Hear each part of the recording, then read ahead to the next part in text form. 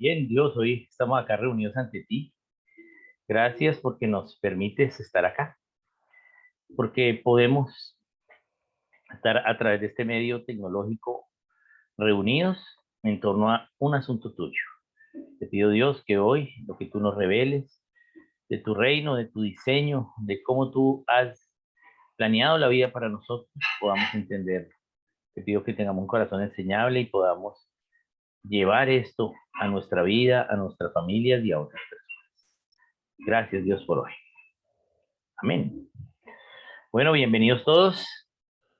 Eh, yo no tengo claro dónde acabamos porque tengo acá una nota, pero empecé a dudar de que esa nota, o sea, tengo acá que quedamos en Abraham, pero creo que ahí quedamos fue la vez anterior, no esta vez. Entonces no estoy seguro dónde quedamos. Si alguien me dice cuál fue lo último que vio en sus notas, entonces para aclarar y allí continuamos.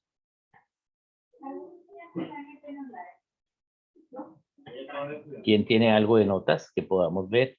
O voy a continuar desde Abraham, pero de pronto ya lo hemos visto, pero mejor si alguien tiene notas de lo último que Oscar, vi. buenas noches. Hola, Juan. Quedamos en Abraham, Estoy bien. contextualizaste Ok. dónde está Abraham, de dónde salió, cuáles eran sus tradiciones, su religiosidad, todo este tema, de Ah, dónde salió Abraham, correcto. bueno, entonces sí anoté bien. Entonces era solo una duda que yo tenía, pero entonces sí estamos bien. Ok. Entonces vamos a continuar. Estamos viendo cómo Dios, ¿sí? Los esparció de la tierra. Ahora sí llenaron la tierra y, y entonces Dios, vimos que ellos, ¿qué se llevaron por dentro? O sea, ¿qué aprendieron acerca del gobierno civil en Babel? La tiranía, el gobierno vertical, la opresión. Todas las naciones, después de Babel, todas las naciones viven ya no con el gobierno que Dios tenía diseñado para ellos, sino con la tiranía. Pero Dios aún así, en medio de la tiranía, entonces está buscando a alguien que quiera disponerse para, ¿sí?, que Dios le enseñe cómo debe ser la vida para una nación. Y ese es Abraham. Y ahí quedamos. Entonces, Abraham, ya vimos acerca de su vida, pero la clave allí es que Dios hace un pacto con Abraham. ¿Y qué le promete? Le promete tres cosas. Le promete, lo que le promete tiene que ver con el sentir de Dios para, ¿sí?, la humanidad, el diseño de Dios para la humanidad y las naciones. Y demuestra cómo piensa Dios. Entonces, ¿qué le promete a Abraham? Tres cosas. Primero, tú serás bendición. ¿Sí? Él, Abraham. ¿Sí? Y esa bendición en Abraham, ¿sí?, iba a ser que él iba a tener hijos, que porque no tenía descendencia, pero entonces, ¿qué? Él dice, pero yo no tengo descendencia, voy a heredar todo esto a qué, a un sirviente. Y Dios le dice que le va a dar descendencia. Y ahí lo bendice a él como individuo. Pero también le dice, ¿sí?, que a través de él haré una nación grande. ¿Sí? Y esa nación será bendición a todas las naciones. ¿Sí? Y allí también entonces Dios trabaja con Abraham para formar una nación y que esa nación sea una luz para las demás naciones, que es Israel. No solo una luz de lo bueno, sino una luz de que es una nación cuando obedece a Dios y que es una nación cuando desobedece a Dios. Eso es Israel. Pero también nos muestra cómo Dios piensa en individuos y en naciones. Y esa luz que da Israel a todas las naciones, ¿sí?, la reciben las naciones y hay ahora un testimonio para todas las naciones de una manera generacional. ¿Bien? Entonces, por eso está escrito el registro. Entonces, Dios piensa en individuos, naciones y generaciones. Esa es la forma en que Dios piensa. Todos los actos de Dios tienen que ver con individuos, naciones y generaciones al mismo tiempo. Esa es la forma que nosotros debemos pensar. No solo como individuos, sino como nación y generación. ¿Sí? Lo vemos allí en Abraham, a través del pacto abrahámico que hace Dios con él, pero también lo vemos en el Nuevo Testamento, por ejemplo, a través de la Gran Comisión. Veamos qué es la Gran Comisión.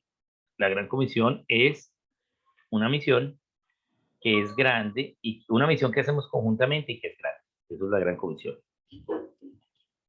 Entonces, la gran comisión implica saber qué es misión, entonces, porque una misión que hacemos conjuntamente y que es grande, pero que es misión. Y misión es ser enviado a dar nuevas, a dar noticias de paz, ¿sí? Y esa misión que Dios nos da a nosotros, pues tenemos que tener una evidencia de que la misión sea cuando nos fue enviado, cuando fuimos enviados. Y si fuimos enviados, pues tiene que decir que nos enviaron. Entonces tenemos que leer la Biblia y cuando leemos la Biblia vemos que Dios, ¿sí? Nos envió en dos oportunidades, Marcos 16:15 y Mateo 28:19-20. Marcos 16:15 dice, id y predicar el evangelio a cada criatura. Ahí implica, id nos está enviando, nos está diciendo, vaya, ¿sí? Vaya y predique el evangelio a cada criatura. ¿Bien? Y en Mateo 28 también nos dice, id y hacer discípulos a las naciones. Pero vamos a razonar estos dos versículos de una manera allí rápida. Lo primero, vamos a ir a Marcos 16, a Marcos 16:15. Busquemos Marcos 16:15 y vamos a buscarlo y vamos a poder, digamos, y razonar. Entonces, Marcos 16:15 dice, id y predicad el evangelio a cada persona. Voy acá a compartir pantalla para que veamos el versículo. Acá lo tenemos. Y es lo que dice Marcos. Id por todo el mundo y predicad el evangelio a cada criatura. Entonces, ¿aquí en qué está pensando Dios para darnos esta misión? Dice, vayan por todo el mundo y prediquen el evangelio a cada persona. ¿Sí? Está pensando en personas, en criaturas, en personas, en individuos. ¿Qué evangelio es el que tenemos que predicarle a los individuos de todo el mundo? El evangelio de la salvación, porque Dios no quiere que ninguno se pierda. Entonces acá está pensando en individuos. Pero, ¿qué sucede cuando vemos, sí, sí, aquí en Mateo 28:19, sí, por tanto, hoy día hacer discípulos a todas las naciones. Acá es la segunda vez que Dios nos manda. A veces creemos que la gran comisión solo es Mateo 28, porque en la versión de la traducción Reina Valera, en la versión Reina Valera 60, entonces vemos que hay un título que dice la Gran Comisión. Pero recordemos que la Biblia no fue escrita ni con títulos ni con versículos. ¿Sí? Fueron títulos que le pusimos. Por lo tanto, yo tengo que leer toda la Biblia a ver cuándo fue que nos envía. Y efectivamente es la segunda vez que Dios nos envía a hacer una misión, a dar buenas de paz. Y dice, por tanto, o sea, cuando hay un por tanto, tengo que ir al versículo anterior, que fue lo que pasó, que el Padre le dio toda la autoridad al Hijo y ahora el Señor Jesucristo nos manda a hacer una misión. ¿Qué misión es? Vayan y hagan discípulos a todas las naciones. Entonces, obviamente es una misión porque nos está diciendo ir, vayan, eso es misión, ir, ser enviado, vayan y hagan discípulos a todas las naciones. Pero si leemos allí someramente, vamos a creer que también está hablando de personas, ¿sí? De discípulos, que hagamos discípulos. ¿Sí? Pero cuando vamos exactamente, ¿sí? Vemos que la traducción acá es bien clara, gracias al español, y que la parte más importante de la traducción es aquí la palabra a. Por eso la tenemos allí subrayada. Allí vamos a entender qué es lo que quiere decir. Porque dice, id y hacer discípulos a todas las naciones. Vamos a razonar. Entonces, id es por tanto, tiene que ver con el versículo anterior, ya lo vimos. Id es el imperativo de ir, hacer el imperativo de hacer, y es la conjunción de los dos verbos, ¿sí? Entonces vayan y hagan, ¿sí? Todas, ¿sí? Todas, adverbio que implica la total cantidad, las, el artículo femenino del plural, y queda discípulos a y naciones. ¿Bien? Eso es lo que allí, entonces va a estar el fondo de este versículo. Entonces veamos que la preposición a allí, que es la palabra más importante, es una preposición. Y las preposiciones, como su nombre lo indica, nos dan desde antes las posiciones, ¿sí?, de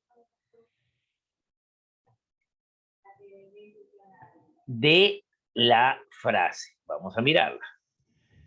Entonces, una preposición, recuerden, las preposiciones eran ante, bajo, con, contra, para, por, según, todas esas, pero no las aprendimos de memoria, pero no sabemos, no las enseñaron a través de razonamiento, solo de memorización. Por eso es que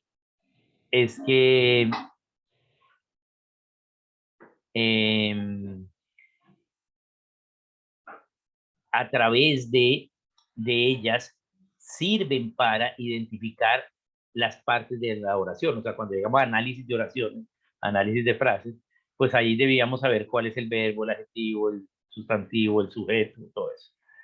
Pero, ¿qué nos dice que es cada parte de la oración? Las preposiciones. Porque como su nombre lo indica, desde antes nos dan las posiciones en la oración. Entonces acá la preposición a nos va a decir cuál es el sujeto, porque la preposición a, ¿sí?, nos dice, es la preposición que nos identifica de quién se está hablando.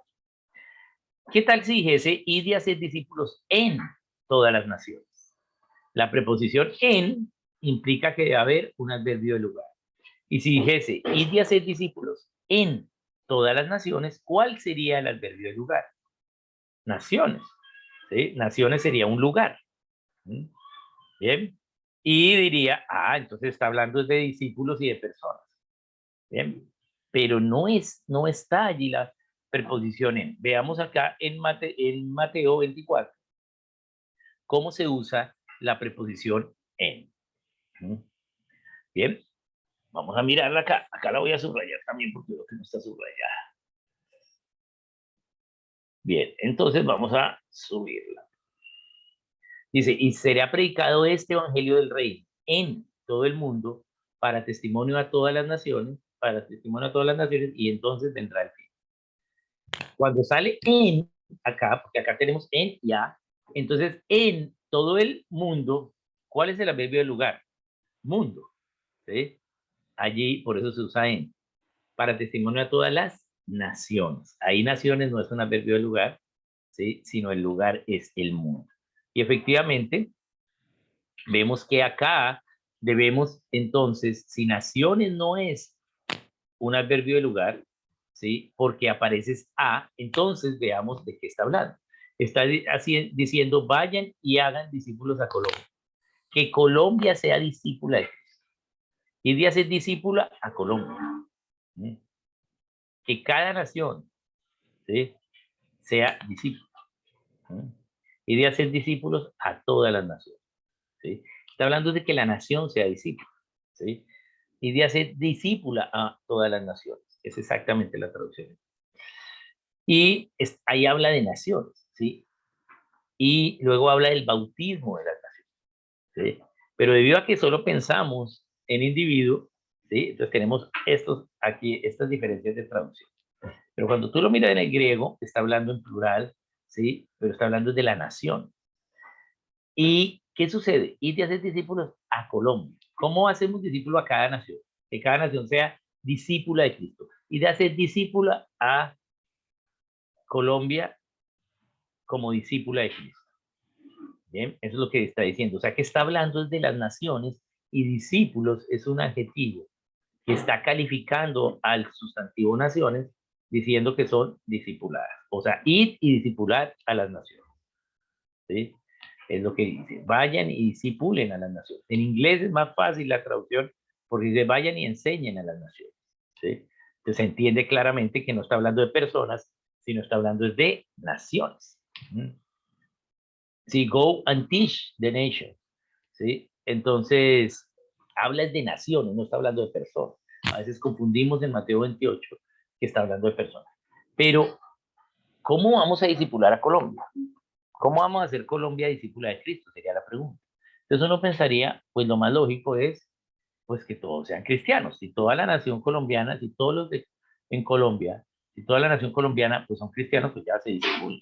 Pero eso implicaría entonces que en un lugar donde hay solo cristianos, debería haber libertad, porque entonces cada persona estaría bajo la disciplina de Cristo, y bajo el discipulado de Cristo. Pero pues no sucede. ¿Por qué? Porque, por ejemplo, una reunión de congregación en cualquier lugar, entonces vemos que vemos allí, pues todos son cristianos, se supone, entonces vemos efectivamente adoración, carácter cristiano, piedad, bienvenida, recibimiento, pero también vemos vanagloria, idolatría, chisme, calumnia, preferencia. ¿Sí? Entonces, no es porque sean cristianos que la nación es discípula. Es más, el Señor nos dice a los pobres siempre los tendréis. ¿Sí? Entonces, no podemos esperar que toda la nación sea cristiana. Solo ha sucedido 2 veces en la historia.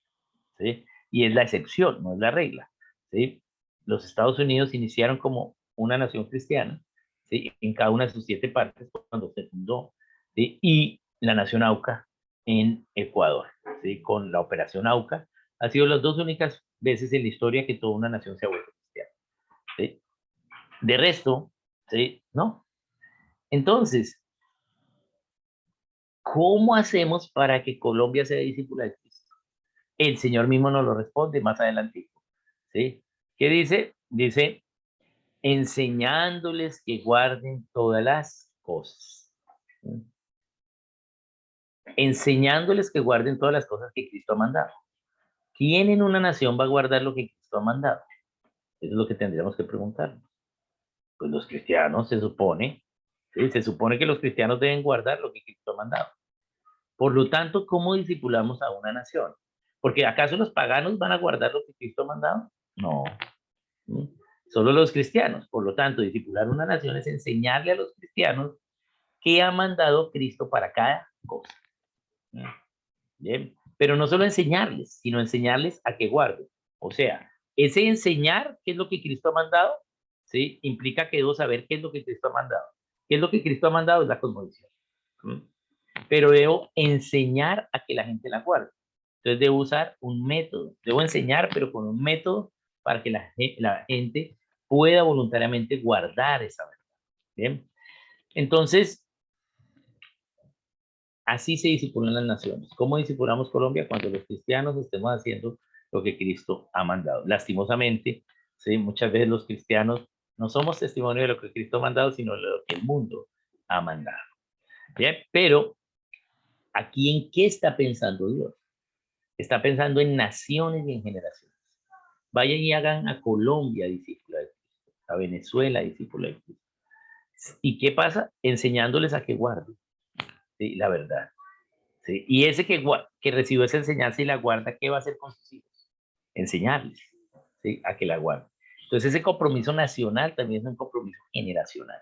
Ahí vemos cómo Dios en cada cosa, ¿sí? Piensa en individuos, naciones y generaciones.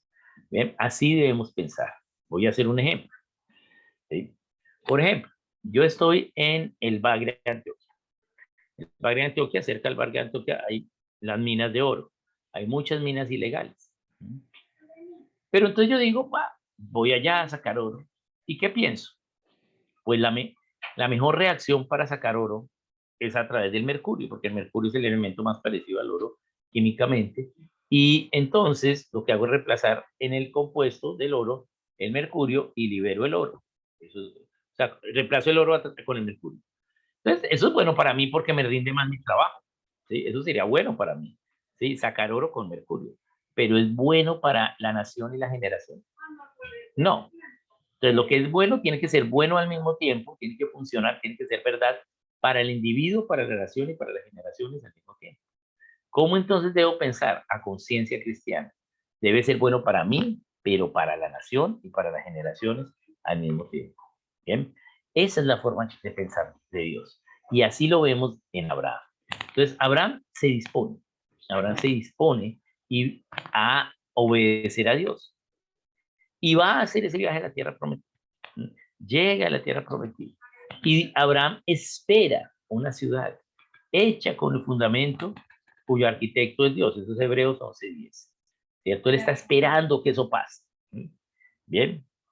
Entonces él llega, le enseña a Dios a su hijo. Bueno, pasa lo de Ismael, entonces él desobedece. Pero bueno, al fin Isaac, o sea que Dios cumple su parte. ¿Sí? Bien. Pero, ¿qué sucede? Dios le había prometido una nación y se la promete con su nieto, ¿sí? Que a partir de él vendrá esa nación y la inicia con su nieto Jacob. ¿Mm? Pero Jacob no obedece a Dios. ¿Mm? Él empieza a obedecer a Dios, ¿sí? Pero tiene que ser probado, porque uno dice, yo voy a obedecer a Dios, pero Dios te tiene que probar, porque tienes que ser fiel en lo poco para que te pongas sobre más. Entonces Dios prueba a Jacob. ¿Cómo Dios prueba a Jacob? Porque Jacob, ¿sí? Recibe la verdad, ¿sí? A partir de lo que Dios, Abraham le había enseñado a Isaac, ¿sí? Pero vemos como Jacob, ¿sí? Es preferido por su mamá, cosa que no es correcto, ¿sí? Y toma la primogenitura, su hermano la vende, ahí es una irresponsabilidad de Saúl, pero también a través del engaño recibe la bendición de su padre. Y ahora Jacob, entonces está la promesa en él, ¿sí? Pero tiene que ser probado, entonces Dios hace que no llueva. Ellos tenían que creer en la promesa de que esa tierra iba a fluir leche y miel. Pero ¿dónde vivía Jacob? En Beersheba. Y Beersheba es el semidesierto, el límite, es la frontera entre el desierto y el semidesierto. O sea que no eran los pastos verdes de Ubaté, ¿sí? Sino era un semidesierto. Pero ellos tenían que tener la fe de que a través de la poca lluvia que Dios enviaba, ¿sí? Esa tierra iba a fluir leche y miel. Y para que fluya leche y miel, tiene que haber pastos altos y flores. ¿Sí? Bien. Entonces ellos tienen que tener esa fe, pero tienen que ser probados. Entonces Dios los prueba haciendo que no llueva. ¿Y qué sucede? Pues en un semidesierto, si no llueve ni un poquito, o si no bajan las nubes, entonces pues no hay comida. Entonces algunos solo tenían comida y hay hambruna. Pero aquellos que tenían comida, como Dios no había revelado la nevera todavía, pues entonces podían comer lo que pudiesen comer, pero tendrían que vender lo otro porque si les iba a pudrir. Entonces lo vendían muy costoso. ¿Por qué? Pues porque todo el mundo, no había comida y todo el mundo quería comida. Pero ¿quién iba a venderle a la familia de apellido tramposo, mentiroso, engañador? Es que eso es lo que quiere decir Jacob, tramposo, mentiroso, engañador. Tramposo, engañador. Nadie le va a vender a la familia tramposo, engañador, porque tú sabes que te van a robar. Nadie le da comida a Jacob. Jacob tenía la posibilidad de comprar, tenía los animales para transar, pero nadie le da comida a Jacob. Puede ser que ellos sacrificaron, ¿sí? Algunos animales que podían comer, pero pues no tenían toda la comida. ¿Bien? Entonces Jacob hoy oye que hay comida en Egipto y quiere ir a Egipto y le dice, bueno, yo voy a ir a Egipto, pero yo no voy solo, yo voy a ir con Dios y lucha con el ángel. ¿Sí? Y ahí Dios le cambia el nombre de Jacob, tramposo engañador, debido a su fe de que quiere ir a Egipto con Dios, por Israel, aquel que luchó con Dios y es luz a las naciones, y ahora es luz. ¿Sí? El que luchó con Dios, pero ahora es luz. Eso es Israel. Y la luz de él, el que luchó con él y ahora es luz. Entonces, ahora ese Jacob se llama Israel, ya no más tramposo mentiroso, engañador, y se va a Egipto. Va con Dios, va con la promesa. Pero resulta que llega a Egipto y su hijo es el vicepresidente. Y entonces sus hijos, ¿sí? Su hijo le da comida. Bueno, pasa todo lo de los hijos, que traiga Benjamín, que luego traiga Jacob, todo eso. Pero a la larga, su hijo es el vicepresidente y entonces su hijo les da comida y era comida gratis sin trabajar. Y a Jacob le gustó el socialismo egipcio. Le gustó el paquete de mercado de Claudia López. Comida sin trabajar. ¿Y cuál es el principio bíblico? El que no trabaje, que no coma. Entonces a él le gustó el socialismo egipcio y se quedó en Egipto.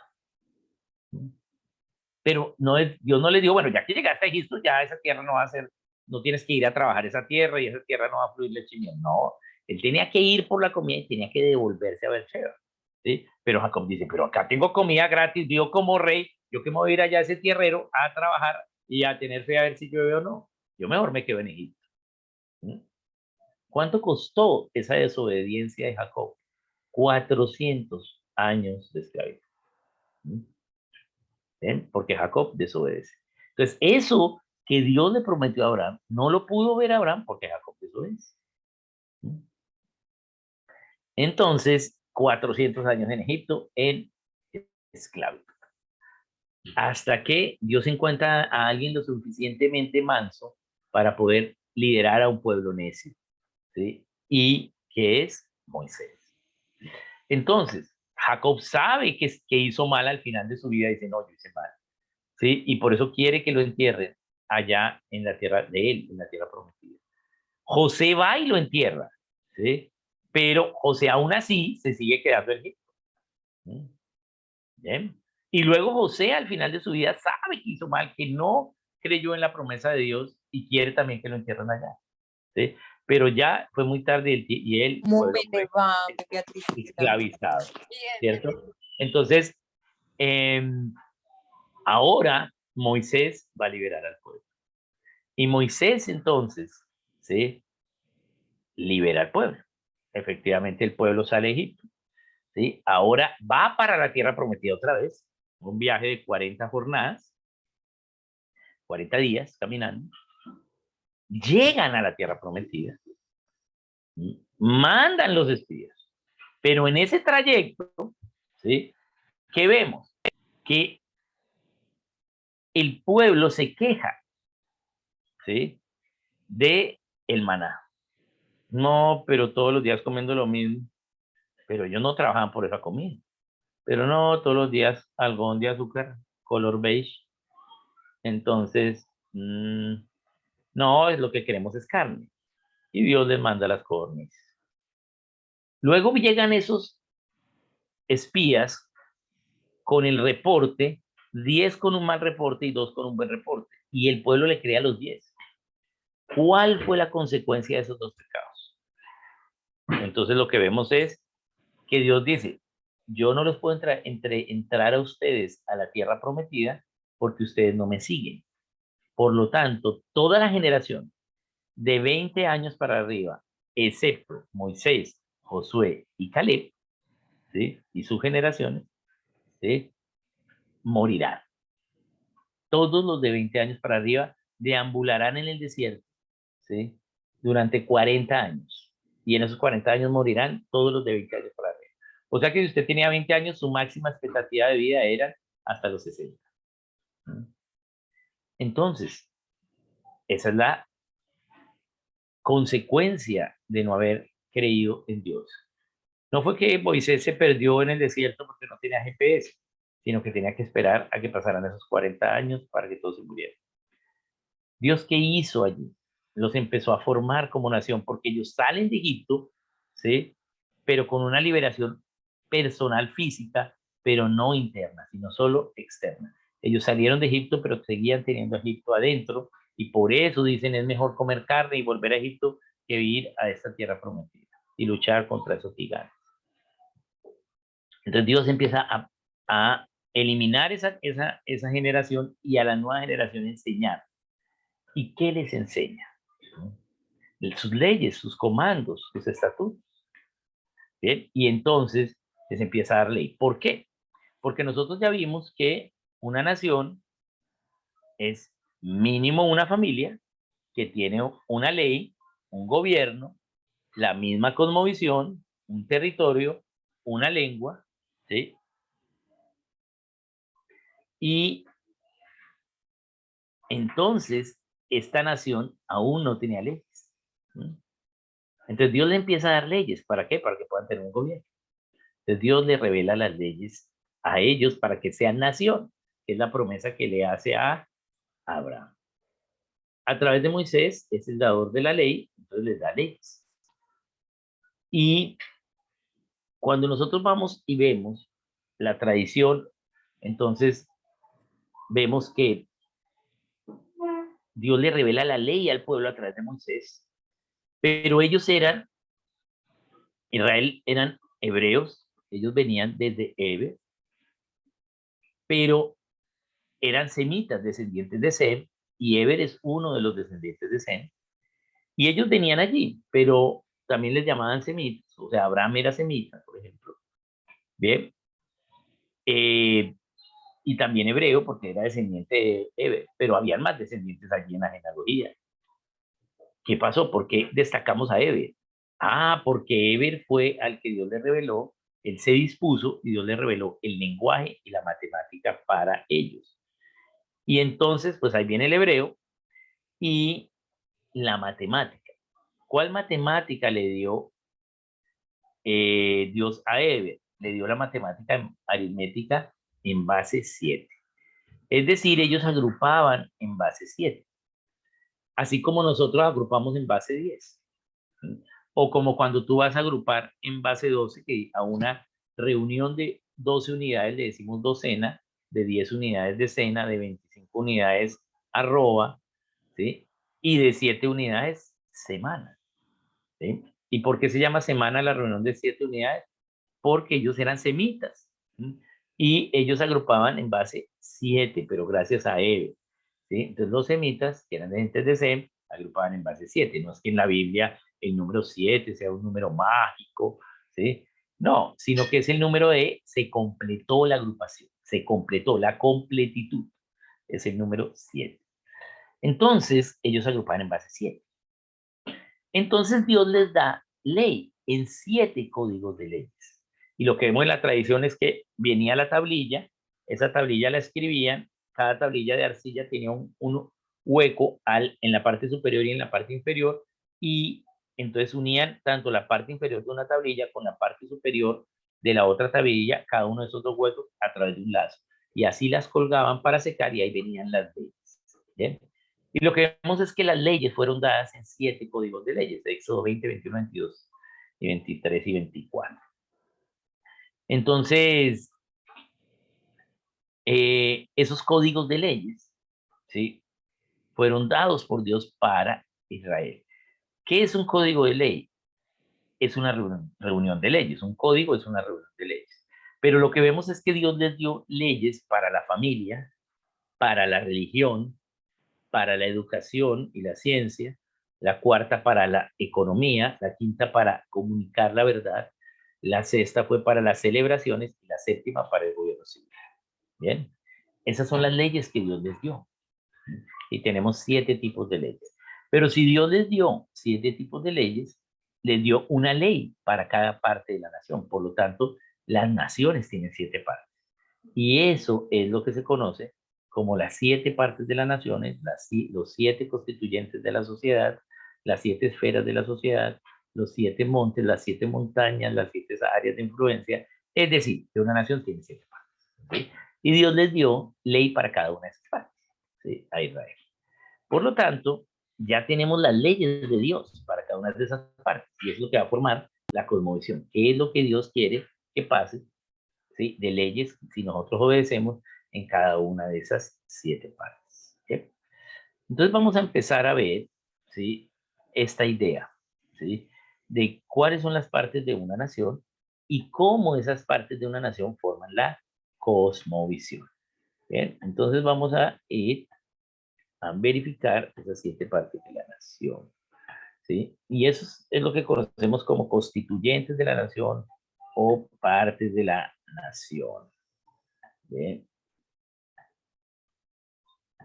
Entonces voy a compartirles aquí pantalla.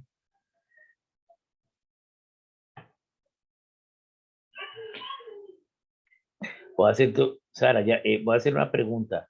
Sara, yo no te he enviado a ti las presentaciones anteriores, ¿cierto? No, no me las No, hacen. ok. Ah, bueno, entonces yo te las mando mañana en la mañana que tengo internet y te las mando para que tú las puedas presentar a los demás hermanos. ¿La idea es compartirlas? Sí, sí, a los que la quieran te las piden a ti y tú te las das. Claro que sí. Listo. Como hablamos la primera edición, que yo se las daba, pero una vez saquemos cada tema, se las doy. Listo, Bien. gracias. Entonces, acá vamos a mirar esta, que son las partes de la nación. Entonces, vamos a ver cómo hay unas reglas para cada parte de la nación y como si las seguimos, pues va a haber libertad, pero también como somos libres, también podemos desobedecerlas y perder la libertad, ¿sí? Y entonces, cuando entendemos este evangelio, ¿sí? Estas buenas nuevas para una nación, entonces puede haber libertad. Ejemplo, veamos, dijimos que el evangelio de la salvación, Marcos 16:15, la primera parte de la Gran Comisión, individuos que sean salvos. Pero el evangelio, ¿cuál es el evangelio que hay que predicar en Mateo 28:19-20? Si ya son cristianos, vaya y enséñenle a los cristianos lo que Cristo ha mandado de cada cosa. Ese se llama el evangelio del reino, ¿sí? ¿Cuáles son las leyes del reino de Dios para que nosotros la vivamos? Por eso dice en Mateo 24, y será predicado este evangelio del reino en todo el mundo y entonces vendrá el fin. ¿Recuerdan que dice eso? Lo vimos ahorita. Entonces vamos a volverlo, lo voy a volver a presentar para que lo veamos y voy a volver aquí volver acá a compartir la pantalla. Vamos a mirar a ver aquí. Acá está Mateo 24:14. Listo. Entonces vamos a mirar. Dice, será predicado este evangelio del reino en todo el mundo para testimonio a todas las naciones y todas las naciones. ¿Cuál evangelio es el que hay que predicar para que vengan? El del reino. Claro, tenemos que predicar a toda persona para que sea salva, pero a los salvos tenemos que predicarles ahora, que ya le predicamos el de la salvación, el del reino. ¿Y qué es eso? ¿Cómo vivir como cristiano? En cada una de esas 7 partes de la nación. Entonces, cuando hayamos hecho eso, de que en cada nación, ¿sí?, se haya predicado el evangelio del reino, entonces viene el fin. Pero para que podamos predicar el evangelio del reino, tiene que haber al menos 2 cristianos en cada nación. Tenemos que haber predicado el evangelio de la salvación en todas las naciones y que 2 personas mínimo lo hayan aceptado. Entonces, una vez pase eso, entonces a esos 2 les enseñamos algo y viene el Señor. ¿Bien? Aún nos falta vamos a mirar cuánto nos falta para que veamos que ya estamos cerca cada vez más, pero aún falta trabajo. Es decir, Dios no va a venir mañana, pero si todos obedecemos, ¿sí?, puede venir en esta generación, ¿sí? Entonces, la Comisión Misionera Iberoamericana, que es el organismo que aglutina los esfuerzos misioneros en Iberoamérica, que se llama Comibam, se llama Cooperación Misionera Iberoamericana, hace un congreso cada año en su país, cada país hace un congreso y así en el mundo, cada cooperación misionera hace un congreso en su país para ver cómo van las misiones, cómo se está aplicando el evangelio, cómo se está predicando tanto el de la salvación como el reino. Al siguiente año se hace regional, o sea que en Latinoamérica todos van a un país y ahí se hace la reunión regional. ¿Qué pasó en México? ¿Qué pasó en Venezuela? Así. Y cada 10 años, ¿sí?, a Iberoamérica le toca la reunión global. El mundo se ha dividido en 10 grandes áreas de misiones y cada año hay una reunión global que cada parte la hace. A Iberoamérica le toca cuando el año que termina en número 7. Entonces, en Comibán 1987, que fue en Sao Paulo, la reunión global, se dijo que faltaban 1.387 naciones por ir a predicar por primera vez el mensaje. Aquí debemos recordar la diferencia entre nación y país, que ya lo habíamos visto, y es que países son acuerdos políticos de naciones, ¿sí? Y en el país Colombia hay 115 naciones. Por eso tenemos unos 237 países y unas 13.000 naciones. De esas 13.000 naciones faltaban unas 1.300 por ir a predicar el evangelio de la salvación por primera vez. Nadie había ido, no habían escuchado el Cristo Rey. Para Comibán 2017, que fue en Bogotá, la cifra fue 512. Entonces, faltan 512 naciones. En 20 años hicimos casi, o sea, un poquito más de 800 naciones en el mundo. Fuimos y predicamos por primera vez, pero aún siguen faltando 500. Una vez pase eso y hayamos predicado en todas las naciones y hayan 2 salvos, si a esos 2 salvos en cada nación les enseñamos un principio bíblico, viene el Señor.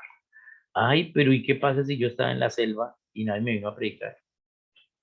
¿Cierto? ¿Yo qué culpa? ¿Yo cómo iba a saber que Dios existía y el evangelio? No tienes excusa, dice Romanos 1, 19 y 20, porque ahí estaba la creación.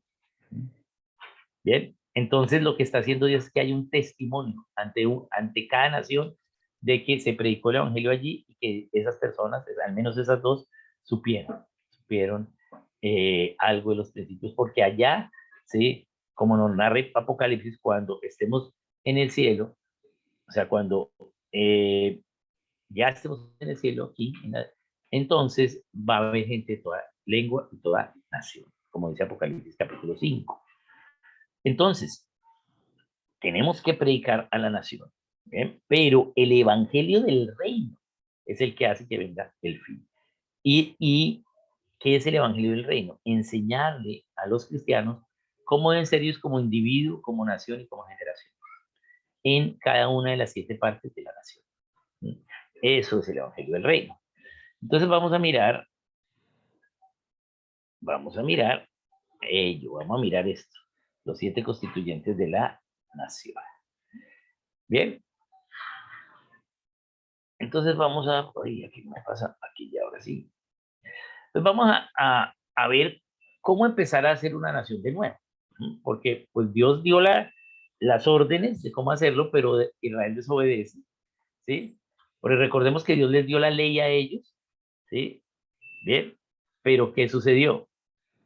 Luego con Josué les dio instrucciones claras de cómo conquistar la tierra, entregó a sus enemigos, pero ellos no obedecieron todo.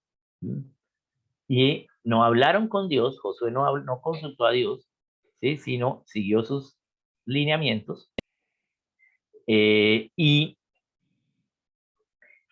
entonces hizo pacto con los gabaonitas y no lo hizo bien. Y además después también no hicieron todo y se mezclaron con la tierra de Canaán. Y no lograron ser nación. Ya más o menos con Moisés estaban ya, bueno, vamos a tratar de ser nación en el desierto, estaban allí, tampoco lo lograron, y con Josué, sí, tampoco, porque Josué abandona su liderazgo. Una vez conquistan toda la tierra y reparte la tierra, ¿sí? Josué era un líder militar, pero no era un gobernante político. Y él los reúne a todos, les lee el libro de Deuteronomio y les dice, bueno, ya les leí la ley, yo no sé qué van a hacer ustedes, pero más mi casa y yo serviremos a Dios. Ahí él renuncia, deja tirada el gobierno civil y se mete a trabajar con su familia. Error, porque él era el líder de la nación. Entonces, ¿qué sucedió luego? Los hijos de Josué aprendieron de Dios, pero no las obras de Dios, sino que había Dios. Sus nietos ni a Dios ni a sus obras. Y entonces en Israel ya no había ley y cada cual hacía lo que bien le pareciera. Jueces capítulo 2, y ya ahora en Jueces, ¿sí? Ya habían perdido, ¿sí? El gobierno. Ahora era una anarquía. La única posibilidad de salir de una anarquía, cada cual hacía lo que bien le pareciese, no había ley en Israel, es una tiranía. Y por eso vemos cómo los jueces, ¿sí? Son personas que ejercen un gobierno tirano. Hasta que ya más o menos el pueblo haya entendido con el último juez que es Samuel, y entonces van a empezar de nuevo a ver si pues, van a obedecer a Dios, y allí el pueblo pide rey, como dice, queremos ser como las naciones paganas. O sea, el pueblo se está echando al hoyo a propósito, a conciencia. Entonces Dios los deja. ¿Sí? Y sí, de ahí para allá, desde primer libro de Samuel 8, desde primero de Samuel 8, todas las naciones vivieron en tiranía otra vez. O sea, todo lo que pasó de Abraham hasta primero de Samuel 8 se perdió. ¿Por qué? ¿Por qué? Porque siguieron viviendo como antes de Abraham, todas en tiranía. ¿Sí? Hasta que Dios encuentra, Dios 3000 años, 3200 años, Dios buscando a alguien, a algunos que se dispongan a hacer una nación como Dios lo quiera, a utilizar los principios bíblicos en cada una de esas 7 partes. Pero Dios no encontraba a nadie. Hasta que unos se dispusieron, que fueron los padres fundadores de los Estados Unidos. Y ellos deciden hacer una nación en cada una de esas 7 partes con la Biblia. ¿Bien? No ahora los Estados Unidos de ahora, sino cuando empezaron. ¿Bien? Entonces, ¿cómo empezar a hacer una nación de nuevo? Veamos el ejemplo que Dios nos enseña en Zacarías capítulo 4. Aquí para poner en contexto, básicamente ellos ya habían llegado de Babilonia, ya había venido Nehemías, Esdras, ¿sí? Ya habían reconstruido los muros, el templo, habían vuelto a hacer el sacrificio y ya habían hecho lo que Dios les había mandado, pero ¿y ahora qué hacían? No sabían qué hacer más. Entonces le preguntan a los profetas y los profetas le preguntan a Dios. Y aquí lo vemos a través de Zacarías, ¿no? Que también es enseñado en Amós, ¿no? En Amós capítulo 7 y en Zacarías capítulo 4. Entonces en Zacarías 4, Zacarías le pregunta a Dios, bueno, ¿qué hacemos? Y Dios le da una visión. Y Zacarías ve a Zorobabel tomando la menorá, que es el candelero judío, ¿sí? Y que poniéndolo sobre una mesa y prendiendo la velas. ¿Sí? Entonces en Zacarías 4, verso 10, le explica la visión Dios a Zacarías. Y le dice, porque ¿quién ha menospreciado el día de los pequeños comienzos? Se alegrarán y verán la plomada en la mano de Zorobabel. Aquellos 7 son los ojos de Dios que recorren toda la tierra. Bien. Entonces, no menosprecien el día de los pequeños comienzos. ¿Cómo van a empezar? No menosprecien el día de los pequeños comienzos. Eso quiere decir que van a empezar en pequeño. Pero de pronto, si Dios me tiene a mí para tener, ¿sí?, un restaurante, entonces mi comienzo pequeño es empezar a cocinar en mi casa. ¿Sí? Pero si Dios me tiene para, ¿sí?, una cadena global de restaurantes, de pronto mi pequeño comienzo es 2 restaurantes. ¿Sí? Entonces, depende del pequeño comienzo. Pero no menosprecies el pequeño comienzo, ¿sí?, porque se alegrarán y verán la plomada, lo recto, en la mano de Zorobabel, que era el gobernante, ¿sí? ¿Y qué era lo que ha hecho Zorobabel? Tomar la menorá, que era el candelero judío, con las 7 velas, y la menorá es la tipología de la iglesia. Por eso la menorá es, el candelero es el único instrumento del tabernáculo que no tenía aros. ¿Sí? ¿Por qué? Porque la iglesia se establece, no se transporta, no va a un lugar a otro, sino se establece en un lugar. Entonces, el candelero tiene 7 velas. Es decir, lo que está diciendo es la iglesia debe empezar en pequeños comienzos, dando luz en las 7 partes de la nación, porque esos 7 ojos, esas 7 partes de la nación, es como Dios recorre toda la tierra evaluando las naciones, porque recuerden que va a haber un juicio de las naciones. O sea que Dios nos va a evaluar a nosotros de qué hemos hecho para nuestra nación mientras vivimos en el lugar donde vivimos, en nuestra localidad, respecto a la familia, a la religión, a cada una de esas 7 partes. Entonces, vamos a empezar siempre en un pequeño comienzo a practicar el evangelio del reino, y es lo que se llama discipulado. Entonces, vamos a ver cuáles son las 7 partes de la nación. Entonces, el individuo solo no hace nación. ¿Sí? Un individuo solo no hace nación, pero sí hace nación, al menos o una familia. Porque ya vimos la definición de nación es mínimo una familia. Mínimo una familia. Entonces, cuando hay una familia ya, tenemos la base de la nación, porque la familia es la base de la nación. Entonces, ¿cuáles son las 7 partes?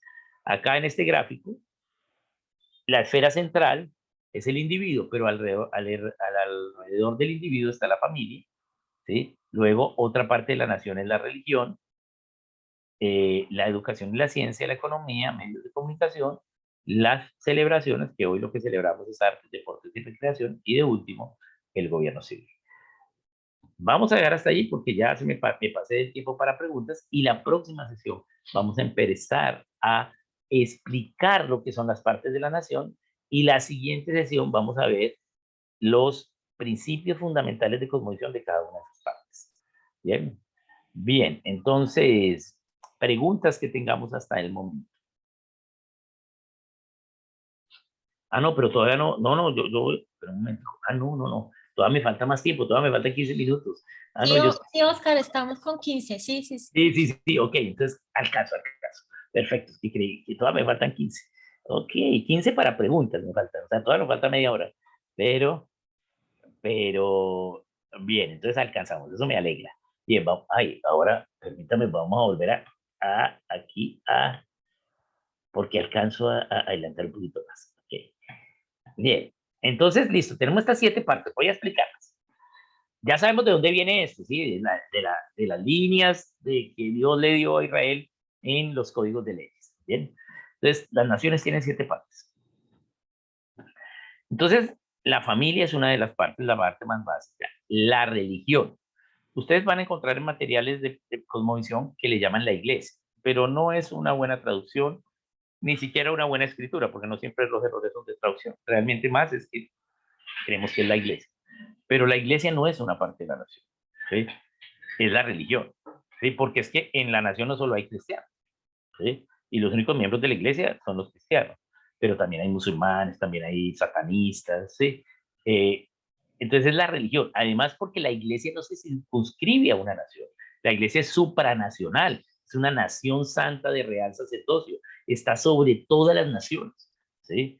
Es la única nación que es supranacional. Yo soy primero de la nación cristiana antes de ser de la nación colombiana. Yo voy a obedecer primero las leyes cristianas antes de obedecer las leyes, sí, colombianas. Y si las leyes colombianas están en contra de las leyes cristianas, yo no voy a obedecer las leyes colombianas, porque la labor del cristiano es obedecer las leyes justas, que son las cristianas, desobedecer las leyes injustas. Si en la nación hay leyes en contra de la palabra, no tengo que obedecerlas, tengo que tratar de cambiarlas, ¿sí? Y tener evidencia que lo he hecho, ¿sí? Pero no obedecerlas, ¿bien? Y, ¿sí? Y la iglesia es más que eso. Entonces no podemos circunscribir a la iglesia como parte de una nación, sino es la religión. Dentro de la religión está la cristiandad, que es la iglesia de Cristo. Bien, entonces tenemos la religión, no la iglesia. Luego, ¿por qué la familia, la religión va al lado de la familia? Porque el primer lugar donde el individuo adquiere verdad es en la familia. Pero esa familia, ¿dónde adquirió verdad? En la iglesia. ¿Mm? La iglesia es la que le enseña la verdad a una nación. Bien.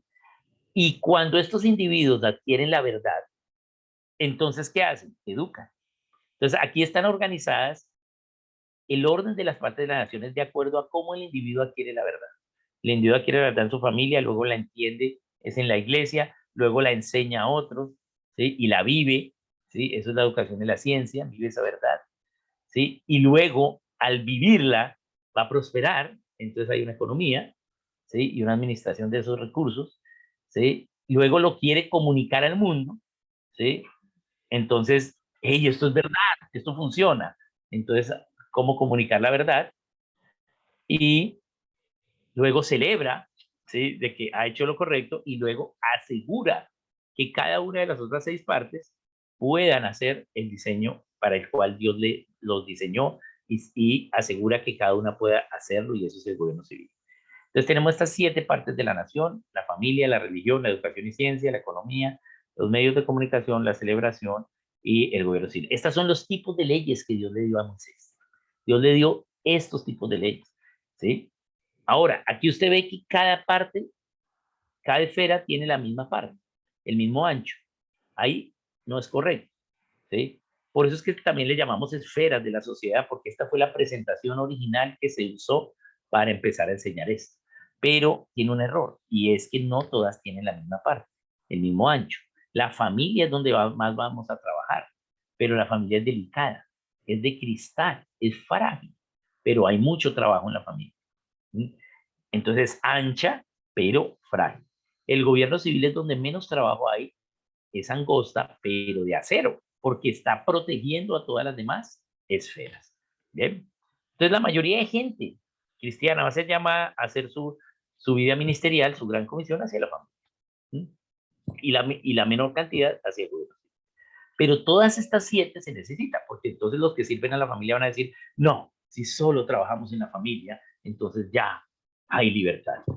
No, necesitamos las 7 para que haya libertad, ¿sí? ¿Por qué? Porque yo sigo siendo hijo y puedo ser padre, ¿sí? Pero aún así yo sigo comprando con el dinero, sigo entendiendo la verdad, sigo recibiendo comunicación o comunicando, sigo celebrando, sigo estando bajo un gobierno civil.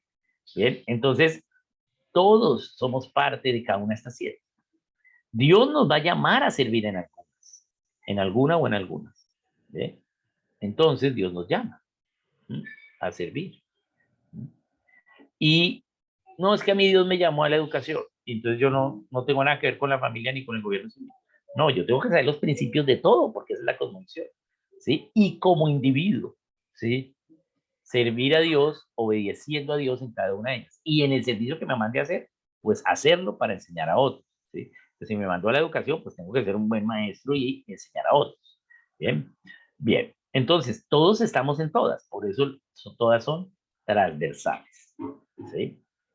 Y además todas son interdependientes, ¿sí? Es decir, ¿sí? Yo estoy en la educación, pero también estoy en la economía. Todas dependen de todas, ¿sí? Por eso necesito todas. En una nación se necesitan todas. Se necesita gente sirviendo a Dios en cada una de ellas. Y son complejamente irreducibles. ¿Qué es la complejidad irreducible? Que si yo quito una, se pierden todas. O sea, sin una de ellas no hay nación. ¿Mm? Necesito hacer un trabajo en todas. Entonces, la nación tiene estas 7 partes y Dios quiere que le enseñemos a los cristianos a que guarden todo lo que Cristo ha mandado para el individuo y para cada una de estas 7 partes. O sea, para el individuo, las naciones y la combinación de estos dos nos da las generaciones, porque esos individuos van a enseñar lo que aprendieron a otros, a sus hijos.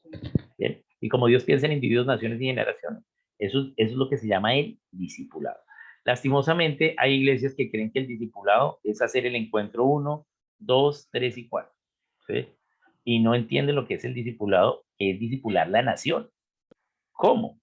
Enseñándole a los paganos cómo debe ser su economía o cómo deben ser sus familias. No, error. Eso es una cosa que a veces en la iglesia se ha hecho mal, porque para ellos es locura. Yo no puedo exigirle a un pagano los principios cristianos. ¿Yo qué debo esperar de un pagano? Pues el mal, no más. Yo puedo predicar el evangelio de la salvación, claro que sí, pero no puedo exigirle con mi conciencia que él obedezca a los principios que yo obedezco por ser cristiano, siendo que él es pagano, para él es locura. Bien, entonces, ¿cómo hacemos para discipular la nación? Enseñándole a los cristianos a que vivan esos principios y sean suficientemente luz que inclusive vengan y nos pregunten acerca de la razón de nuestra esperanza, de nuestra fe, y entonces nosotros podamos decirles, como dice Primera de Pedro 3:15, están siempre preparados para presentar defensa ante la razón de vuestra fe, de vuestra esperanza, ¿sí? Porque ellos nos van a venir a preguntar porque somos luz. Pero cuando los cristianos vamos al gobierno civil y nos robamos el partido político, ¿eh? Entonces, ¿qué luz somos? ¿Eh? O cuando los cristianos no vemos lo que dice Dios para la iglesia, hacemos iglesias, ¿sí? Hacemos reuniones, congregaciones, ¿sí? Que no son correctas, entonces, pues, ¿qué luz vamos a hacer? ¿Sí? ¿Por qué? Porque nosotros entendemos el discipulado, ¿sí? Yo vivo en Bogotá, cerca a una mega iglesia. No les voy a decir dónde vivo porque entonces van a saber cuál es la mega iglesia.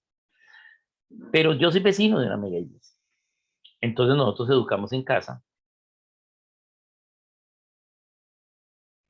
y nuestras hijas estaban en el parque un día escolar, 11 de la mañana. Y viene una señora con una niña pequeña de edad no escolarizada y nuestras hijas están en edad escolarizada. Y entonces a la señora se le hace raro como que hay una niña a esta hora y que están en el colegio y sin uniforme. Entonces, bueno, pues ¿ustedes qué? Porque las niñas no están enfermas, están jugando. ¿Sí? Entonces ella creía que éramos extranjeros, pero pues nosotros de pinta extranjeras, no, bien criollitos. Entonces, no, pero ustedes qué hacen acá, no sé qué. Y entonces, no, es que nosotros somos misioneros y pues, al ser misionero, pues tú no tienes tus hijos en el colegio, porque tienes que educarlos en casa, porque si te tienes que ir a otro país, así como nosotros ahorita estamos acá en Venezuela, por 3 meses, pues tú no puedes hacer la misión porque tú estás en el colegio, tienes que educarlo en casa para poderte ir a hacer las misiones. Entonces, entonces somos misioneros cristianos, le dice a mi esposa, la señora. Y entonces mi esposa dice, bueno, ¿y tú qué? ¿Tú eres cristiano? Mi esposa, pues para evangelizarla. Y ella me dice, no, pues yo vengo aquí, pero yo no sé todavía si soy cristiano o no. Si soy cristiano o no, porque es que yo vine al encuentro 1, pero no pude venir al 2, luego ya lo acabé, pero entonces no he podido el grupo de no sé qué y tal cosa, y entonces todavía no sé si soy cristiano. ¿Sí? ¿Por qué? Porque no enseñamos que ser cristiano, creemos en un sistema, en una estructura, pero no en lo que dice la palabra. ¿Por qué? Tenemos que tener clara la cosmovisión. Y esa es la cosmovisión de lo que es la religión, en este caso, entre nosotros, pues la cristiandad. Tenemos que ver qué dice Dios para cada cosa. Por eso es que son complejamente irreducibles. Pero Dios quiere que aprendamos los principios de cada una de ellas. ¿Bien? Entonces, esas son las partes de la nación y debemos aprender los principios bíblicos para los individuos, para la nación y para las generaciones de cada una de estas 7 partes. Entonces, resulta que nosotros éramos los líderes en cada una de estas 7 partes. ¿Sí? Y usted puede ver en la historia, desde que el Señor Jesús viene y restablece todas las cosas, y antes en el antiguo pacto, ¿sí? Cómo los israelitas eran líderes, aunque a pesar de sus problemas de desobediencia a Dios, pues era mucho mejor ser esclavo en Israel que ciudadano en Asiria. ¿Sí? Por eso hay leyes para la esclavitud en Israel. ¿Sí? Pero ¿cómo así si la esclavitud no es un principio de Dios? Porque hay leyes, porque pues era para los paganos que venían, ¿sí? Para los extranjeros que lograban huir de las tiranías de sus gobiernos, era mejor ser esclavo en Israel porque 6 años ya era libre, ¿sí? Era un proceso de transición a la libertad. Entonces, aún así Israel tiene un liderazgo, ¿sí? Y luego de Cristo, entonces vemos que los cristianos empiezan a tener un liderazgo en practicar la verdad que enseña la cristiandad en la vida real, ¿sí? Vemos cómo el Imperio Romano votaban a las niñas por ser niñas, ¿sí? Las votaban por el muro de la ciudad y eran los cristianos los que recogían y las adoptaban, ¿sí? Vemos que el cristiano atendía al enfermo, visitaba al preso, ¿sí? Todo lo que Dios nos manda, ¿bien? Y éramos los líderes en cada una de estas 7 áreas. Las mejores familias eran cristianas, la religión correcta y de mayor testimonio era la cristiana, ¿sí? Educábamos a nuestros hijos en la ciencia, los avances científicos eran los cristianos, ¿sí? Los científicos, la mayoría eran cristianos. Newton, 90% de lo que escribió era teología. ¿Mm? Entonces, wow, ¿sí? Entonces, eso éramos en la economía, como las mutuales, como la ayuda al desvalido, ¿sí? La generosidad, ¿sí? Los medios de comunicación inician con los cristianos, las universidades, ¿sí? Los hospitales, bueno, todo, éramos los líderes, todos los artistas, los músicos eran cristianos. Vemos a la mayor composición de la historia, la mejor ha sido el Mesías de Händel, como Händel hace esa canción, ¿sí? Que dura 2 horas y pico, ¿sí? Sin parar, escribiéndola de una, impresionante, ¿sí? Y todos músicos, pintores, todos éramos los líderes, ¿sí? Bien, cuando se aplicaban los principios bíblicos más cercanos, todavía más libertad en la nación a través del gobierno civil. Eso es lo que vemos en la historia, ¿sí? De Cristo para acá. Pero éramos los líderes y en el siglo XIX, a mediados del siglo XIX, perdemos el liderazgo de ellos. Ya no lideramos nada a partir de los mediados de los 1800, ¿sí? Dejamos de liderar. Bien, entonces, wow, ¿sí? Dejamos de liderar. Y entonces, veamos cómo fue que perdimos los 7 constituyentes de la nación. ¿Cómo perdimos cómo perdimos nosotros el liderazgo en cada una de ellas? Básicamente, lo que hicimos fueron 2 dogmas, 2 libros. A partir de 2 libros hicimos 2 dogmas. Voy a explicarlo. Yo no recuerdo ya, enseño en diferentes partes, se me olvida si ya les enseñó o no, pero les pregunto. Ya hablamos un poco de Jerónimo y de Wycliffe, o no les he No, enseñado. no hemos hablado de eso, no. No, Oscar. Ok, entonces voy a explicarle acá una historia. Entonces, para poder entender cómo fue que perdimos, ¿sí? Voy a empezar con Jerónimo. No me queda mucho tiempo, pero no voy a alcanzar a terminar esto antes del tiempo, pero vamos a iniciarlo y me dicen dónde quedamos.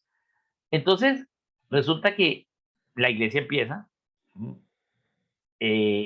están bajo la opresión y la persecución del Imperio Romano, ¿sí? Muchos mártires son esparcidos, ¿sí? Perseguidos, entonces ellos migran, hay una diáspora, pero la diáspora sirve para que la cristiandad se siga expandiendo donde van llegando los cristianos.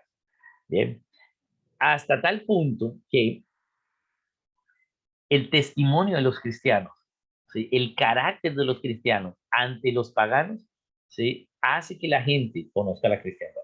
¿Sí? El mejor punto y mayor punto de la cristiandad en cuanto a la evangelización ha sido la iglesia primitiva. Pero fue tal la cosa que Constantino, emperador de Roma, él nació en Bizancio, pero él quería pasar a la historia de que él y su ciudad, ¿sí?, fueran la capital y desde allí se manejara el poder del Imperio Romano. Entonces, Constantino le cambia el nombre a Bizancio por Constantinopla. Bien, Bizancio hoy, o Constantinopla hoy, es el actual Estambul. Entonces, Constantinopla ahora se llama Bizancio. ¿Y por qué? Porque Constantino quiere pasar todo el poder a Constantinopla y él se va a despachar desde Constantinopla, por lo tanto el poder político ahora está parte en Roma y parte en Constantinopla. Pero también quería pasar el poder religioso. Pero obviamente los romanos no querían perder ellos, era el imperio romano y Roma tenía todo centralizado, por lo tanto no era una idea tan popular ni en la religión ni en los mismos políticos. Por lo tanto, ¿qué hace Constantino? Lo que ve es que entre más se persiguen a los cristianos, más cristianos hay. Entonces dice, vamos a dejar de perseguir a los cristianos. Estos cristianos entonces se van a alegrar conmigo, se van a aliar conmigo y me van a apoyar. Y como son más de la mayoría, me van a apoyar para yo pasar el poder a Constantinopla. Y esa es la razón por la cual hace el edicto de dejar de perseguir a los cristianos. ¿Bien? Además, pues voy a hacer un sincretismo entre las religiones paganas que habían y la idea de los cristianos por ley, y entonces ahí tenemos todo el sincretismo hecho allí. Y ahora, hasta ahí llega, ese es el punto más alto de la evangelización, porque ahí para allá empezamos a bajar.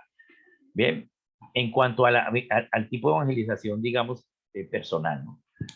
Porque pues hoy tenemos muchos medios para evangelizar y pues nunca antes se ha evangelizado como hoy. ¿Sí? O sea, ayer se evangelizó mucho más que anteayer, que antes de ayer.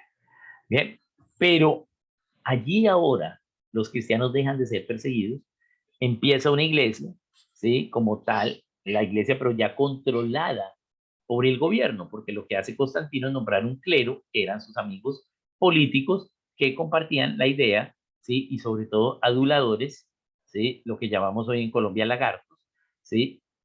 Y los pone en el clero para poder controlar a la gente. ¿Bien? Y empieza lo que es la iglesia de Roma, ¿no? ¿Por qué no se llamó la iglesia de Constantinopla? Porque Roma conservó el poder religioso. El poder político sí alcanzó a transferirse algo a Constantinopla, pero el poder religioso no, porque la religión romana se basaba en la fábula de la loba capitalina, Rómulo y Remo, y fue muy difícil arrancar eso, y entonces cuando se hace el sincretismo, pues la religión entonces se ablanda en Roma un poco, pero no logra salir de Roma. Entonces está la iglesia de Roma, la iglesia romana. Y allí ahora ya la cristiandad está disponible para todas las personas, pero la cristiandad era una idea de los pobres, de los que no tenían poder. Eran muchos, pero no era de las clases altas, gobernantes ni dominadoras. Pero ahora está disponible. Entonces, uno de ellos, hacia el año 380, llamado Jerónimo, de la clase alta, ¿sí?, se hace cristiano. ¿Por qué? Porque era lingüista. Y al ser lingüista, pues sabía idiomas. Y al saber idiomas, leyó, ¿sí?, el texto del Nuevo Testamento en griego, porque sabía griego, ¿sí? Bueno, era el idioma popular del Imperio Romano. ¿Sí? Pero al ser de la clase alta, los de la clase alta, entre ellos hablaban era latín. El latín era la lengua de Roma, pero era solo reservada a la clase alta y el vulgo hablaba griego. Bien. Aunque esas personas entendían algo de latín, ¿sí? Pero un latín también vulgar, pero el idioma que se hablaba era griego. Entonces ahora Jerónimo recibe como cristiano, siendo de clase alta, por eso hablaba latín, entonces recibe la misión de evangelizar a su clase. Ahora tienes que evangelizar a la clase alta. Pero ¿cómo los voy a evangelizar si ellos no saben griego? ¿Sí? Ellos hablan en latín, no son doctos en griego. Entonces, ¿sí? Y mucho menos, ¿sí?, en hebreo. Y Jerónimo sabía hebreo también. Entonces, ¿qué hace Jerónimo? Dios lo manda entonces a traducir la Biblia, a traducir la palabra, ¿sí?, al latín, para que la clase alta sepa el mensaje de Dios. Y eso lo conocemos como la Biblia, la Vulgata latina. ¿Bien? Y Jerónimo traduce al latín, pero era un problema, porque ¿qué pasa si las clases altas, que son las que les dan el dinero a la iglesia, se dan cuenta que el clero es corrupto, ¿sí? Y que no está haciendo lo que dice Dios, sino que están actuando en contra? Entonces les van a dejar de dar dinero. Ahí es cuando la iglesia dice, no, el latín es el lenguaje de Dios, nadie puede leer la Biblia. Si usted lee la Biblia, se vuelve loco y empiezan las misas en latín. Y la Biblia es prohibida desde esa época, año 380, hasta 1960, la Iglesia de Roma prohibió la lectura de la Biblia. Ahora los católicos no tienen la lectura de la Biblia prohibida, pero no la promueven, no promueven la lectura bíblica. Bien, porque si un católico justamente, o sea, honestamente lee la Biblia, pues deja de ser católico y se vuelve ya sea protestante, evangélico, ¿sí?, o de la iglesia local. Entonces, es prohibida la Biblia. Y Jerónimo no puede evangelizar a las clases. ¿Por qué? Porque ahora es prohibido, ¿sí?, que la gente lea la Biblia. 1000 años después, la cosa se empieza a arreglar. Vamos entonces a continuar la próxima sesión acerca de qué pasó 1000 años después de Jerónimo, pero vamos a pasar al tiempo de preguntas. Siempre vamos a tratar de dejar los últimos minutos para preguntas. Recuerden que ustedes pueden ir haciendo sus preguntas por el chat, ¿sí? O también pueden abrir ahora y levantar la mano, así como yo la acabo de levantar, y ahí en reacciones ustedes pueden levantar la mano, yo les doy la palabra para que usted abra su micrófono y haga la pregunta. Entonces, si alguien tiene preguntas de lo que... Oscar, perdón, para referencia de dónde quedamos, ¿qué apunto? Dime. Sí, dile que quedamos 1000 años después de Jerónimo. Listo. Listo, ahí vamos a mirar qué sucedió hacia el año 1382. ¿Sí? Pero recordemos esto de Jerónimo, que es la base de esto que sucede. Bien, alguien que tenga preguntas, entonces puede ir abriendo, levantando la mano y abrimos el micrófono. Si hay preguntas de lo que acabamos de ver. Si no hay preguntas, entonces yo puedo continuar, pero Carol hizo una pregunta, correcto, Carol, cuéntanos. Abre el micrófono. Hola, muy buenas noches. Bueno, respecto a que Dios nos ha mandado a incidir en todo, en las esferas de la sociedad, bien es cierto que también nos ha extendido como un llamado a cada individuo.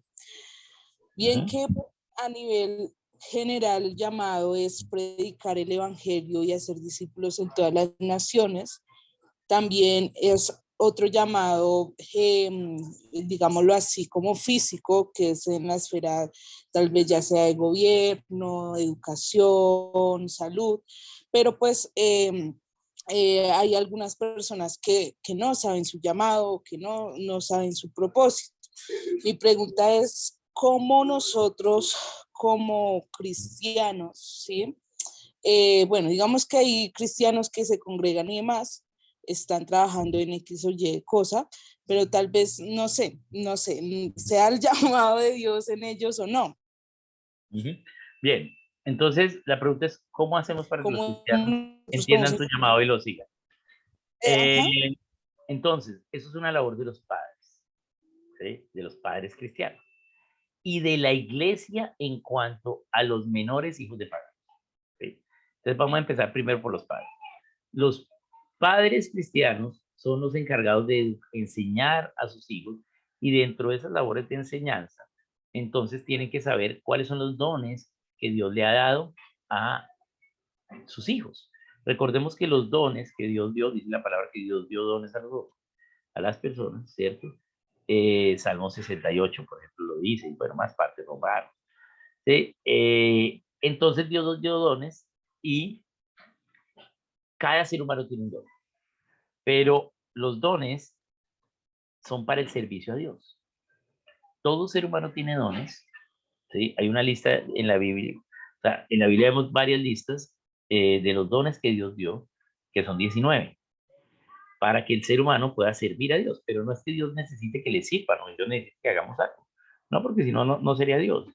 Los dones son para que nosotros al servir a Dios le conozcamos más íntimamente, le conozcamos el amor que Él tiene por nosotros y lo que Él quiere revelarnos. Para eso es el servicio a Dios. Por eso cada cristiano tiene que estar cumpliendo la gran comisión a través de una labor ministerial. ¿Sí? Acá Sara, al convocar esto, está cumpliendo la gran comisión a través de una disciplina espiritual que se llama la enseñanza y me ha invitado a mí a enseñar. Y yo estoy cumpliendo la disciplina espiritual que es la enseñanza. Bien, pero cada cristiano tiene que hacer la gran comisión. Pero ¿cómo saber entonces, sí, cómo va a ser la gran comisión en cuanto a qué don va a hacer? Entonces, los padres deben identificar esos dones en sus hijos, enseñárselos. Fácilmente usted identifica cuáles no tiene, pero de los que puede llegar a tener, entonces hay ora y Dios se lo revela y entonces usted los entrena en ello. Hacia la juventud, los 12 años, ya los hijos deben ser empezar a ser entrenados en esos dones que tienen para que cuando adultos empiecen a servir a Dios correctamente. Bien, o sea, hacia los 20 años ya tengan una vida en el ministerio público. Entonces, ¿quién enseña a los padres a hacer eso? La iglesia. Entonces, la iglesia tiene que tener escuelas de padres para enseñar a los padres, ¿sí? Y dentro de esas enseñanzas, cómo hacer que los padres enseñen a sus hijos los dones y sepan cuál es el llamado de los hijos. Bien, eso para padres cristianos. Lastimosamente, el menor ministerio que hay en las congregaciones es las escuelas de padres, ¿sí? Y la iglesia se echa responsabilidades que no tiene, ¿sí? Quiere discipular a los jóvenes, pero eso no es, a los jóvenes hijos de cristianos. Eso no es eso no dice la Biblia en ningún lado. ¿Sí? Lo que dice la Biblia es que son los padres los que tienen que hacerlo, no la iglesia, no los hermanos, no la congregación. Pero sí tiene la responsabilidad de los menores hijos de paganos. ¿Sí? Entonces los grupos de jóvenes son para alcanzar a los hijos de paganos y discipular a los hijos de paganos. ¿Sí? Para eso son los jóvenes, grupos de jóvenes periódicos cada semana, cada determinado tiempo de reuniones periódicas. Los cristianos se reunirán esporádicamente para actividades sociales o una que otra enseñanza concertada con los padres de sus hijos, ¿sí? Propuesta por esos padres de sus hijos ante la iglesia y para actividades sociales para saber con quién se van a casar, ¿sí? Los que Dios llama a casarse. Pero sí la iglesia tiene que alcanzar a los menores hijos de paganos, eso es una labor que debemos hacer y discipularlos, ¿no? Porque ellos no tienen padres, pero también tenemos que hacer el esfuerzo para alcanzar a esos padres, porque siempre será más efectivo el discipulado de los padres que el de un tercero a esos hijos. Bien, entonces esa es. Ahora, respecto a los dones, entendamos que Dios nos dio dones, talentos, habilidades y destrezas. Los dones es el regalo que Dios nos dio para que cuando le conozcamos le podamos servir a Él, ¿sí? Y conocerlo más profundamente. Bien, hay 19 dones, están en la Biblia. Yo le puedo mandar con Sara una lista de los 19 dones y Sara se los puede. Ah, no, pues sí, yo se lo mando a Sara y Sara se los manda a ustedes. ¿Sí? Pero también tenemos talentos, ¿sí?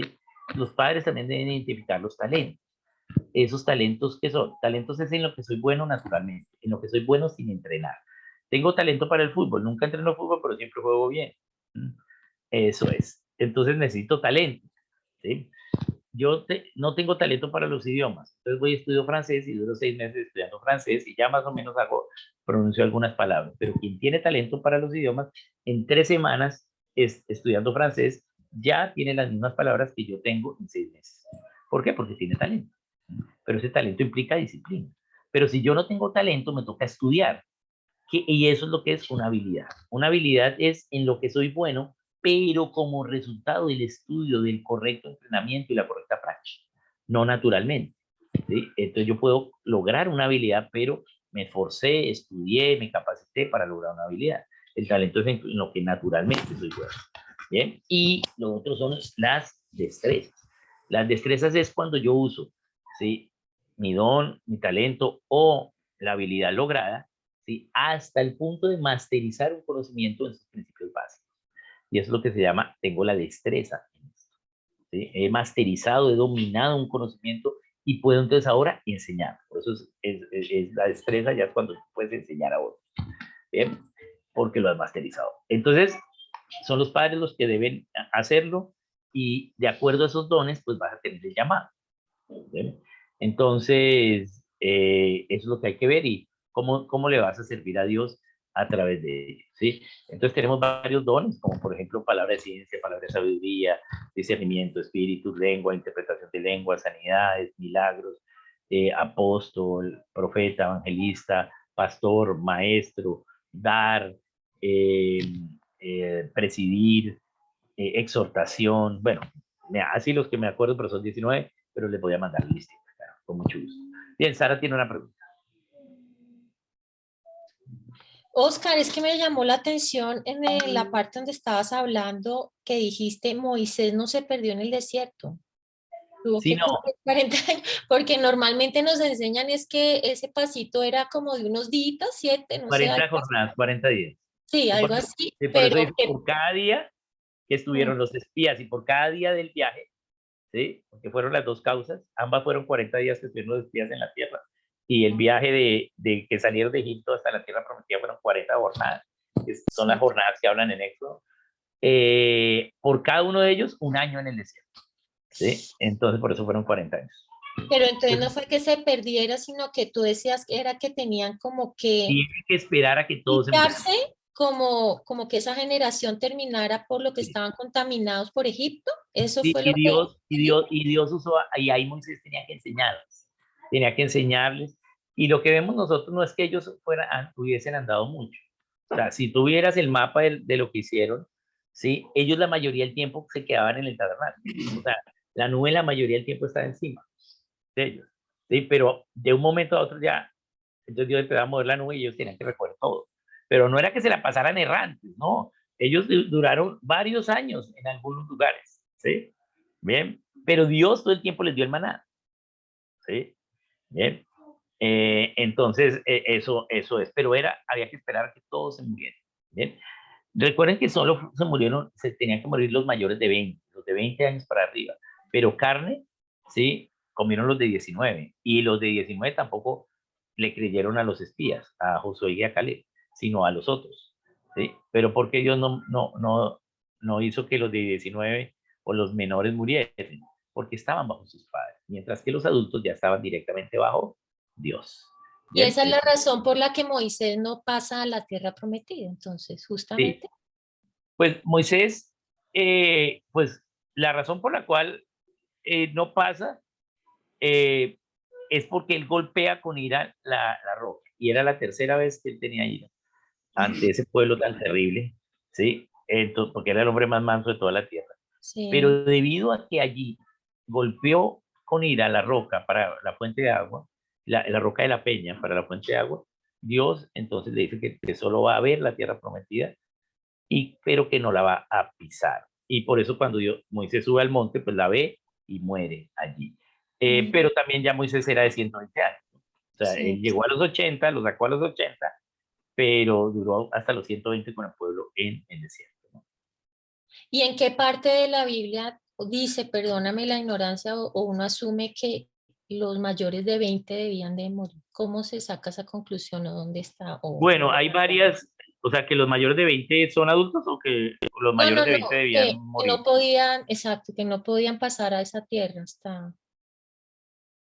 Bueno, porque la Biblia dice de los de 20 años para arriba morirán en el desierto, eso está en números. Ah, sí, Números números está referenciado. 16, así es. Ok, ok. Sí, sí, sí, números algo, pero también habla de por qué, o sea, cuándo son adultos, y a los 20 años eran adultos, porque a Sí. los 20 años ya podían ir al ejército, a los 20 años ya en Levítico ya daban la ofrenda por sus propios pecados, el de 19 no había ofrenda por sus pecados, pero el de 20 ya, a los 20 años, pues estos murieron porque ya eran adultos, ya eran responsables ante Dios. Te mando también las citas porque son más, pero las tengo, entonces te las mando también para que las tengan y hagan. Es que nunca había entendido eso, por eso qué pena la ignorancia. Estamos No, acá. no, para eso estamos. Estamos es para preguntar, ¿sí? Y si hay alguna pregunta que no sé, pues la vamos y la reinvestigamos Muchas y la gracias. miramos, hacemos Y se estudio puede bíblico. deducir entonces también como información que eso me lo enseñaste tú, que la mayoría de edad realmente es a partir de los 20, ¿no? Sí, Bíblicamente. de los 20, la mayoría es a partir de los 20 y la mayoría de edad ante el Estado es a los 21. O sea, las cédulas se la deberían uno entregar a los 20, pero ¿para qué uno es mayor ante el Estado? Para pagar impuestos. Y los impuestos pues son anuales. Entonces, Entonces, pues ahí a los 21 ya pagas impuestos. Ya eres como un ciudadano cualquiera, ¿sí? Los estados pueden, las naciones pueden, o sea, los gobiernos pueden decidir, o nosotros podemos decidir que sea antes, pero no es lo bíblico. O sea, que sea a los 18 no es una idea pagana, ¿no? Debía ser más. Ahora lo quieren pasar a los 14 porque entre menos, más jóvenes, pues más ignorantes son, y entonces pues pueden elegir fácilmente gobiernos más tiranos, ¿no? Gracias, Oscar. Bueno, muy bien. Entonces, un saludo a todos. Nos vemos dentro de 8 días y entonces estamos allí en contacto. Voy a detener aquí ya la grabación y continuamos con qué pasó después de Jerónimo. Un saludito, muchas gracias. Gracias, buenas noches. Gracias, Oscar.